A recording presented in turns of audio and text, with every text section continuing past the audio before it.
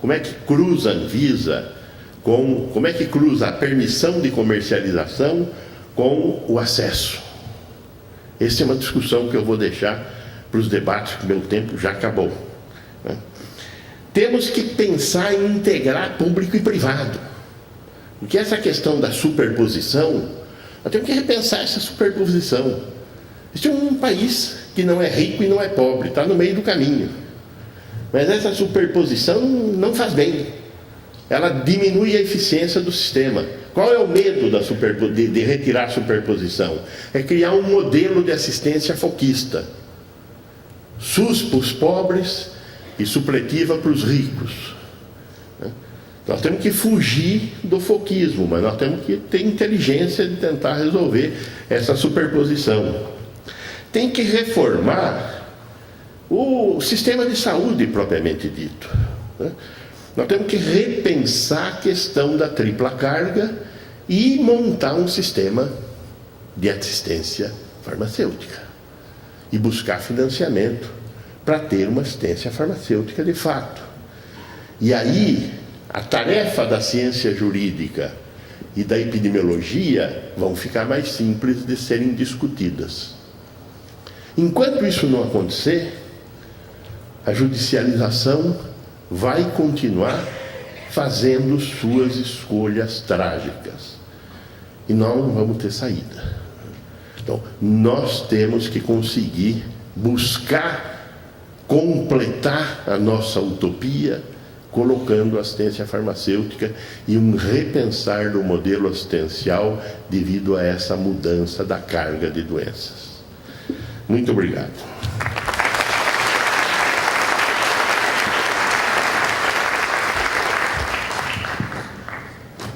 Obrigado, doutor Gonzalo.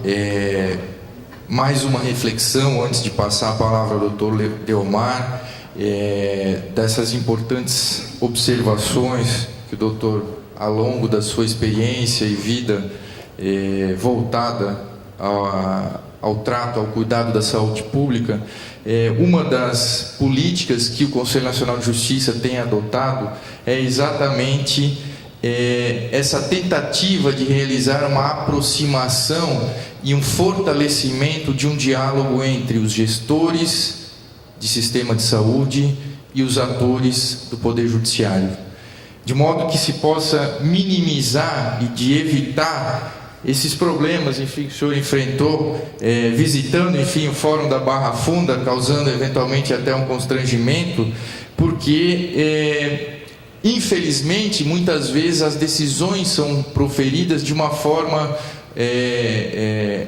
até mesmo autoritária, sem que haja esse diálogo e sem que haja essa aproximação, em razão até muitas vezes de uma desconexão entre o que diz a teoria jurídica e a perspectiva jurídica do direito à saúde e outras vezes do que diz a perspectiva técnica e os aspectos fáticos que permeiam aquela relação médico-paciente. De modo que essa é uma política que se tem apresentado e que se tem fomentado por intermédio do Conselho Nacional de Justiça, e com isso também eu registro a presença e saúdo o Dr. Tadeu Marino, enfim, secretário de Saúde do Estado do Espírito Santo.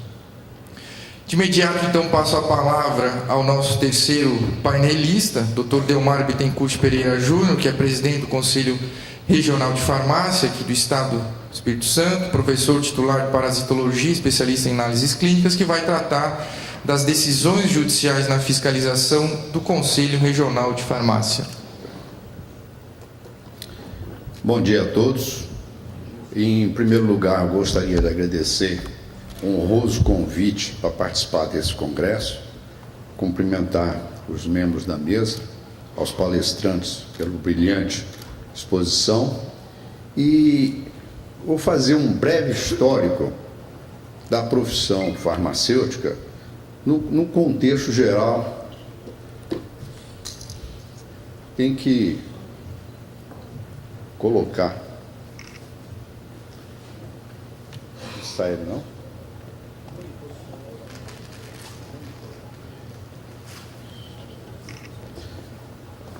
Problema técnico.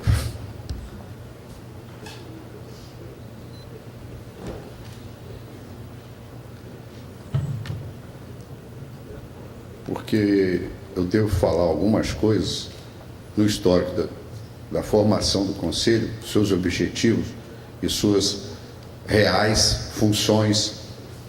Obrigado. O detalhe é o seguinte: em 1960 foi assinado por um médico, Dr. Juscelino Kubitschek, a Lei 3.820, onde foram criados os Conselhos Federal e Regionais de Farmácia, dotados de personalidade jurídica de direito público, autonomia administrativa e financeira, destinada a zelar pela fiel observância dos princípios da ética e da disciplina da classe dos que encerram atividades profissionais farmacêuticas no país. São apenas 6 slides explicativos. Eu nem sei se o termo atual é slide, mas eu sou do tempo que a gente usava, era slide. Essa formação aí, para mim, é um slide. No seu artigo 24 dessa lei, as empresas e estabelecimentos que exploram serviços para os quais são necessárias atividade profissional farmacêutico deverão provar perante os Conselhos Federal e Regionais que essas atividades são exercidas por profissionais habilitados e registrados. Então, subentende-se que todo exercício que tem esse trabalho de medicamentos, se não tiver um farmacêutico por trás, ele está ilegal. E essas firmas que mexem com medicamento têm que estar inscritas no Conselho Regional para serem fiscalizados sobre esse item. No caso, 13 anos depois, a dispensação veio a ser explicada na Lei 5.991, no seu artigo 4.15, que diz que é o seguinte: ato de fornecimento ao consumidor de drogas, medicamentos, insumos farmacêuticos e correlatos, a título remunerado ou não. Então, subentende-se que o ato de fornecimento ao consumidor de algum medicamento vem a ser dispensação. E nessa mesma lei 5.991, no seu artigo 6º, diz que ela só pode ser dispensada em farmácia, seja ela pública, privada ou farmácia hospitalar, drogarias, postos de medicamentos de unidade volantes e dispensário de medicamentos. E no decreto 85.878, em 1981, ou seja, 31 anos depois de liberados seus conselhos, diz o seguinte: são atribuições privativas dos profissionais farmacêuticos o desempenho dessa dispensação. Desempenho de funções de dispensação ou manipulação de fórmulas magistrais e farmacopéicas, quanto a serviço do público em geral ou mesmo da natureza privada. Então vamos considerar o seguinte: 100% das farmácias, drogarias, seja ela pública, privada ou hospitalar, que existe no Brasil, nós teríamos que a dispensação ser exclusiva do farmacêutico por lei. Mas a gente sabe perfeitamente que uma farmácia pode ter um farmacêutico responsável no momento, mas tem 10, 15 balconistas. Eles estão dispensando medicamentos. Isso provém o quê? Uma forma ilegal de apresentação ou dar algum medicamento. Óbvio que essa função seria exclusiva do farmacêutico. Agora, como é que vamos fazer isso na área jurídica para coibir a entrega de um medicamento por um balconista? Então, isso tudo tem que ser verificado, tem que ser formulado, possivelmente discutido. No Código Penal Brasileiro, no artigo 282, exercer ainda que a título gratuito a profissão de médico, dentista ou farmacêutico, sem autorização legal ou excedendo-lhe os limites, a pena é detenção de 6 meses a 2 anos de prisão. Parágrafo 1º. Se o crime é praticado com o fim de lucro, aplique-se também a multa. Então, a dispensação feita por pessoas inadequadas, obviamente, se enquadra nesse artigo 288 do Código Penal Brasileiro, deveriam ser presos e ainda pagar multa. Vai ser difícil considerar esse aspecto. Na Lei 11.343, que fala uma porção de coisas: importar, exportar, remeter, preparar, na parte final dela, quando fala em fornecer drogas, ainda que gratuitamente, sem autorização ou em desacordo com determinação legal ou regulamentar, a pena vem a ser reclusão de 5 a 15 anos e com multas de R$ 500 a R$ 1.500 dias multa. Então, é outro processo que envolve o termo de mexer com medicamentos e entregar esse tipo de material. Eu vou apresentar algumas fotos foram feitas através da nossa fiscalização. Nós temos centenas de fotos desse tipo. Escolhemos algumas para fazer a apresentação. Aqui a dispensação feita por não farmacêutico, setor privado, com medicamento vencido. Foi feito em maio essa fiscalização e aquela caixinha que parece um notebook ali, é uma caixinha de medicamentos que venceu em fevereiro desse ano. E a fiscalização foi feita em maio desse ano. Então, é um medicamento vencido que está sendo entregue ao público. Se a pessoa que está pegando esse medicamento não tiver o conhecimento para dar uma checada, para se preocupar, for uma pessoa mais humilde, ele vai levar esse medicamento para casa e vai tomar um remédio vencido, que venha a ocasionar talvez algum transtorno patogênico, ou seja lá o que for, ampliar ou diminuir os fatores que ele está com problema. Aqui no caso, essa dispensação feita por não farmacêutico em setor público. Esse medicamento, na realidade, ele foi fabricado em 2010. Ele tem a validade dele até setembro agora.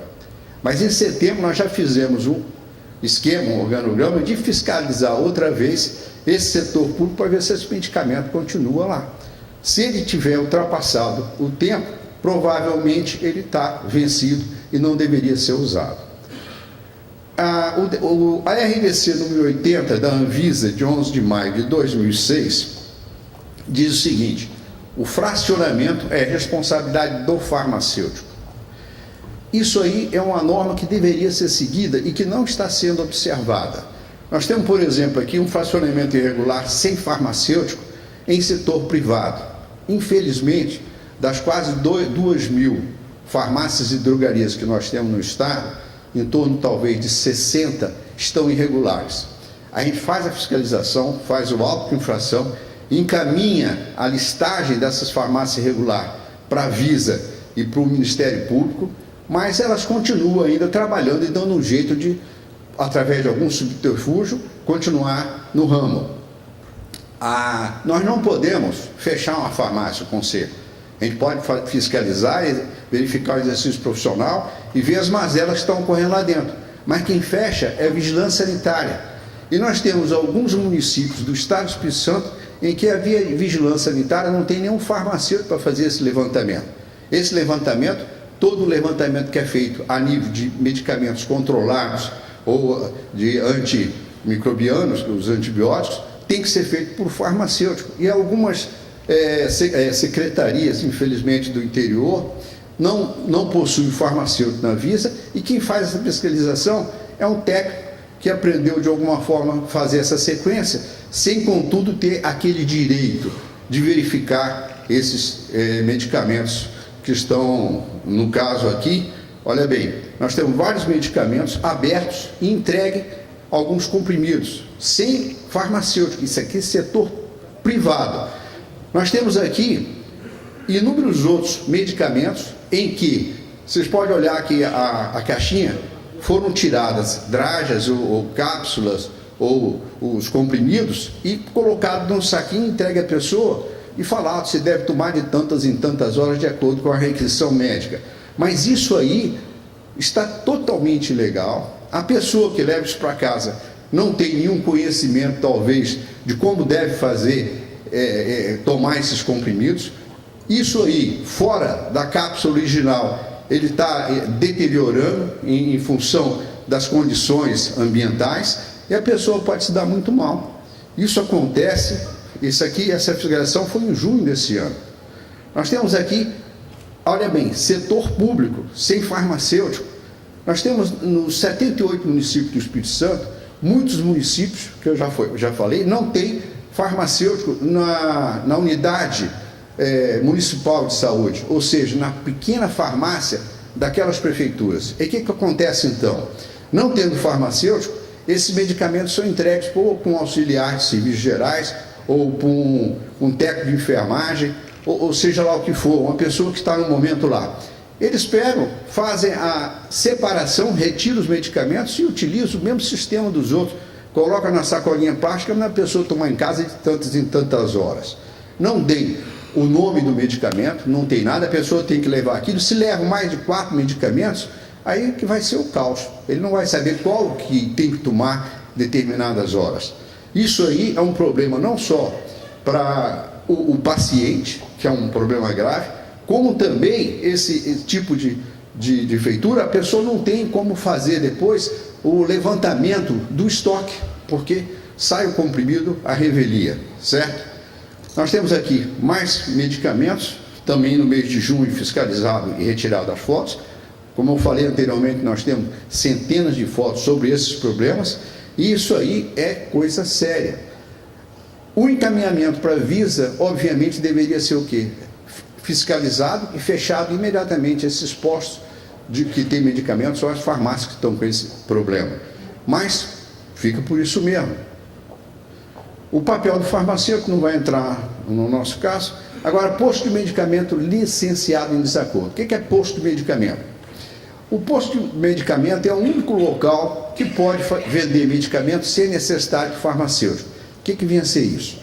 É um posto localizado em algum lugar do interior, onde não tenha, num determinado raio de distância, uma farmácia ou drogaria ou uma unidade de saúde da prefeitura. Aí o que acontece? Antigamente, sujeitava-se em torno de 6 quilômetros, olhava, fazia o caso e permitia-se ou não se tivesse dessa distância. Mas isso ocasionou, aqui no Espírito Santo, um total de 180 postos de medicamentos que vendem medicamentos sem ter a necessidade farmacêutica. Aí o que foi feito o levantamento? E o seguinte: verificou-se que prefeitos municipais que têm que mandar uma declaração encaminhavam dizendo da necessidade de um posto de medicamento em tal área, porque num raio de não sei quantos quilômetros não tinha nenhuma farmácia nem drogaria, que o posto municipal da localidade não tinha medicamento. Isso aqui liberava esse posto através do conselho. Aí o que nós descobrimos nesses postos de medicamentos? Medicamentos que não podem ser usados em posto. Então, firmas vendiam para posto de medicamento certos tipos de medicamento que não pode ser vendido, porque em posto só pode ser vendido aqueles que não há necessidade de prescrição médica. Então, são medicamentos simples, para quebrar o galho da comunidade. Então, gradativamente, a gente foi descobrindo certas coisas que acontecem em posto, que eram verdadeiras farmácias, que deveriam ter o proprietário colocar um farmacêutico responsável. Aqui nós temos, por exemplo, posto de medicamento aplicando injetável. Ali tem uma benzetacil, todo mundo sabe, num caso de um posto, num local ermo do estado do Espírito Santo, poderia dar um choque anafilático nesse injetável e a pessoa viesse a óbito por conta de uma coisa que não poderia ser feita num determinado posto. Nós temos aqui também material que pode ser roubado, ou foi vendido, ou entrou subrepticiamente, de forma logicamente ilegal, num posto para ser vendido. Por quê? Na procura da nota fiscal de compra desses medicamentos, não existia a nota fiscal de compra. Então, como é que apareceram esses medicamentos dentro de um posto? Então, foi de uma forma ilegal. Pode ser medicamento roubado. Aqui, então, encaminhamos, inclusive, para a Polícia Federal, determinados tipos de fotografia, que vocês vão ver mais para frente, que são extremamente graves. Outras irregularidades. Aqui, empresa funcionando sem licenciamento e sem identificação do produto. Unidade de pronto atendimento. Isso é um posto de uma prefeitura. Que substância é essa? Nós temos um vidro que não tem nenhuma notificação, com dragas internas, que poderá ser, seja sabe Deus o que. Então, a pessoa vai lá, apresenta o medicamento, aquele cara que botou a dragem ali dentro pode se lembrar do que colocou e passa para a pessoa. Isso é um processo muito grave, é uma irregularidade que é constante em alguns postos e unidades, não da Secretaria de Saúde em si, mas de alguns municípios interioranos que utilizam a farmacinha mais como forma política do que como uma forma de ajudar a população. Nós temos aqui dispensação de antibióticos sem a presença do farmacêutico. A RDC 20 de 2011 da Anvisa, no seu parágrafo 2º, fala o seguinte: as receitas somente poderão ser dispensadas pelo farmacêutico quando for de antibiótico. Então, o que acontece? Nós temos aqui, não tem farmacêutico, tem antibiótico e está sendo entregue aleatoriamente para que seja lá quem for, é só comprar. Não tem o farmacêutico responsável, a Anvisa nunca vai ficar sabendo que esse antibiótico está saindo, pode ser material roubado, e acontece o seguinte, o antibiótico, hoje em dia, na requisição médica, através dessas últimas colocações do Sistema Nacional de Gerenciamento de Produtos Controlados, ele pegou, por conta de falhas, até na própria requisição, falta do sexo, se é masculino ou feminino, a falta da idade, isso está gerando problemas para o farmacêutico, aquele legalizado, que quando encaminha isso para a Anvisa, não tendo esses dados, retorna. A pessoa fica em dificuldade de fazer o balancete correto e tem dado prisões aqui no estado. Nós tivemos esse começo de ano 17 farmacêuticos foram presos por conta de que o estoque não batia com o que foi mandado. Então isso aqui, quando tem farmacêutico, é problema, e quando não tem, é muito mais.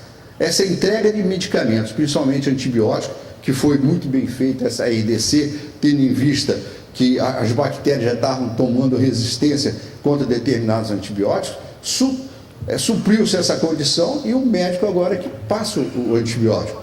Com isso melhorou muito, talvez daqui uns 10 anos as bactérias vão ficar numa pior total, mas em compensação o processo, se continuar de forma ilegal, vai continuar o mesmo sistema. Nós temos aqui dispensação de medicamentos controlados sem controle farmacêutico. Remédio controlado sem